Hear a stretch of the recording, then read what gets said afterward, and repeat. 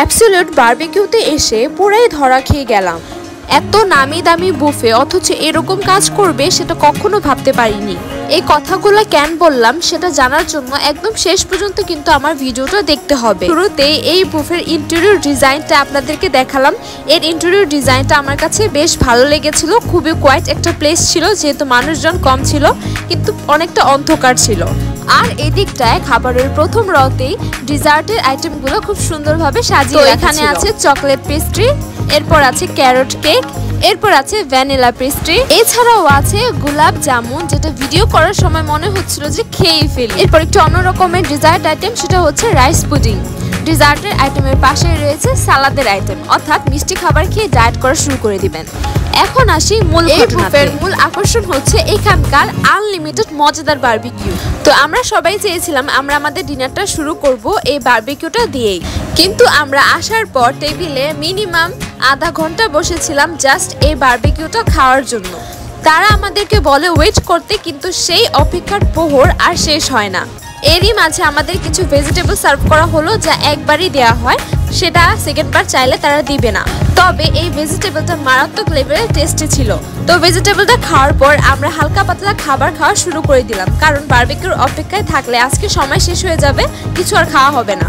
আর এইদিকে আমি আমার প্লেটে নিয়ে নিলাম mutton dum biryani, chicken onion, chicken rezala, আর সাথে আছে থাই ফ্রাইড চিকেন। এই খাবারগুলো মুখে দিব, আর সেই মোমেন্টে দেখতে পেলাম যে আমাদের অ্যাপিটাইজারগুলোকে সার্ভ করা হচ্ছে। এই যে বক্সের মতো যেটা দেখতে পাচ্ছেন, সেটা মূলত বারবিকিউগুলো যাতে লং টাইম পর্যন্ত গরম থাকে এই জন্য এর ভিতরে কয়েল দিয়ে দেওয়া হয়, এবং এটা একটু লং টাইম পর্যন্ত এই খাবারগুলোকে গরম রাখে। এখানে অ্যাপিটাইজার হিসেবে দেওয়া হয়েছে চিকেন হারিয়ালি কাবাব, ফিশ টিক্কা কাবাব, জিরা পটেটো, মির্চ পাইনাপেল, আর এর সাথে রয়েছে প্রন বারবিকিউ কাবাব। তো প্রথমে আমি চিকেন হারিয়ালি কাবাবটা আমার প্লেটে নিলাম, এবং এর সাথে দেয়া আছে বাটার নান। এই বুফের খারাপ দিকটা হচ্ছে আনলিমিটেড বারবিকিউর কথা বলে ওনারা আমাদেরকে অনেক বেশি লেট করে খাবার দিয়েছিল, অর্থাৎ বারবিকিউ দিয়েছিল। তবে একটা ভালো দিকও রয়েছে, সেটা হচ্ছে ওনারা সুন্দর মতো আমাদের খাবারগুলো সার্ভও করে দিয়েছে আমাদের প্লেটে। নেগেটিভ আর পজিটিভ দিকটা তো বলেই দিলাম, এখন বলবো যে কাবাবগুলোর টেস্ট কেমন ছিল। প্রথমে চিকেন হারিয়ালি কাবাব, এরপর প্রন কাবাব, এরপর পাইনাপেল কাবাব টেস্ট করেছি। এই তিনটা আমার কাছে বেশ ভালো লেগেছিল, অর্থাৎ এখানকার কাবাবগুলো আসলে অনেক বেশি ইয়াম। এই বুফেতে কাবাব দেওয়ার কথা ছিল আনলিমিটেড, তবে যখনই কাবাব শেষ হয়ে যাচ্ছিল এবং আমরা অর্ডার করছিলাম, তখন তাদের সে কাবাব বানাতে মিনিমাম সময় লাগছিল 15 মিনিট। প্রতিবারই কাবাব শেষ হয়ে গেলে আমরা অর্ডার করলে তারা 15 মিনিট পর পর সে কাবাব আমাদেরকে সার্ভ করে। তাদের খাবার তৈরি করতে অনেক বেশি সময় লাগে, যার ফলে কিন্তু খাবারের প্রতি যে একটা ক্রেভিংস কাজ করে সেটাই চলে যায়। আর এই জিনিসটা খুবই ডিসঅ্যাপয়েন্টিং ছিল, কারণ এই বুফের মেন আকর্ষণই হচ্ছে এই বারবিকিউগুলো। আর এই বারবিকিউ যদি এত লেট করে দেওয়া হয় এবং ক্ষুধায় চলে যায়, তাহলে যে লাভ কি আর টাকা দিয়েই বা লাভ কি। এরপর এ পর্যন্ত যতগুলো বুফেতে আমি খেয়েছি, সেখানে Thai soup plus corn soup এই দুইটাই কিন্তু থাকে, কিন্তু এই প্রথমবারের মতো দেখলাম যে এত বড় একটা বুফেতে এই থাই স্যুপের আইটেমটা ছিল না। আর যে কর্ন স্যুপটা ছিল সেটার টেস্ট একদম বাসায় বানানো নর্মাল কর্ন স্যুপের মতো। এছাড়া মেন কোর্সের যে আইটেমগুলো, যেমন মাটন দাম বিরিয়ানি, এছাড়া পাস্তা, থাই fried chicken, egg fried rice, এগুলো মোটামুটি ভালোই ছিল টেস্ট।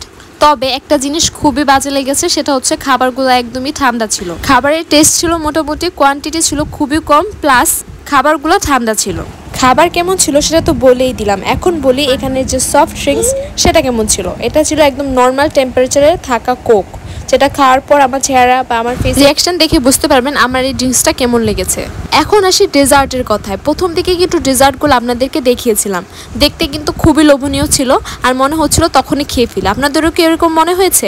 অবশ্যই কমেন্ট বক্সে জানিয়ে। চকলেট পেস্ট্রি বলতে আমরা কি বুঝি? একটা চকলেট ফ্লেভার থাকবে, কিন্তু এটার মধ্যে আহামরি তেমন টেস্ট ছিল না। এরপর আসে একটা স্ট্রবেরি, এখানে একটা স্ট্রবেরি আইটেম ছিল, যেটা দেখতে খুবই লোভনীয় ছিল, কিন্তু খাওয়ার পর একবার খাওয়ার পর আমি আর দ্বিতীয়বার সেটা মুখে নিইনি। তবে সবচেয়ে বেস্ট যে পেস্ট্রিটা ছিল সেটা হচ্ছে ভ্যানিলা পেস্ট্রি।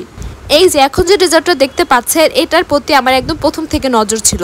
এটা যখন তারা বানাচ্ছিল তখন আমি বারবার এসে তাদেরকে এই কথাটাই জিজ্ঞেস করতেছিলাম যে এটা বানাতে কতক্ষণ সময় লাগবে। এই কুলফিটায় প্রচুর পরিমাণে দুধ ব্যবহার করা হয়েছে, এটা মুখে নিলে কিন্তু বোঝা যায়, তবে এটা খুবই বেশি মিষ্টি ছিল।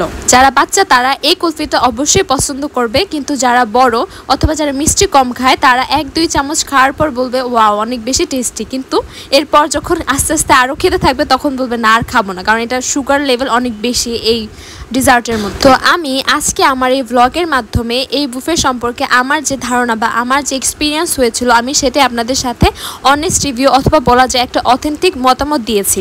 এখন বলবো এই বুফেতে খাওয়া দাওয়া করলে কস্ট কত পড়বে, এবং আমরা এখানে গিয়েছিলাম ডিনার করতে। পার পারসন এখানে খরচ হয়েছে আমাদের 1440 টাকা করে। আশা করছি আমার আজকের ব্লগটি আপনাদের ভালো লেগেছে। কোনো কিছু জানা থাকলে অবশ্যই নিচে কমেন্ট বক্সে জানিয়ে দেবেন এবং পাশে থাকতে কিন্তু ভুলবেন না। আল্লাহ হাফেজ।